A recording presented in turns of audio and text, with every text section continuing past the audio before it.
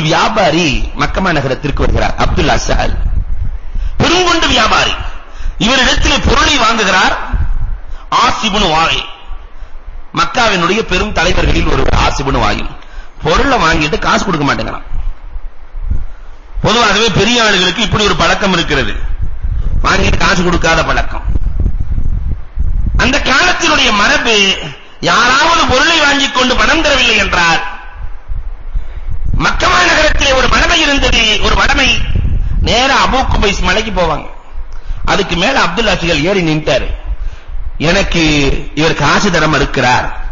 Abu குபைஸ்ல இருந்து நேரா காபத்துல்லா தெரியும்.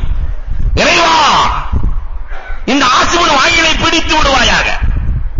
இங்கு இத்தனை சமூகம் வசிக்கிறார்கள், இவர்கள் யாரும் கண்டுகொள்ளவில்லை, யாரும் கேட்கவில்லை, என் பொருளாதாரத்திற்கு யாரும் அடைக்கலம் கொடுக்கவில்லை என்று நிறைய பேசுற. 3 குலத்தை சார்ந்தவர்கள் மக்காவிலே சிறந்தவர்கள் ஒன்று கூடுகிறார்கள்.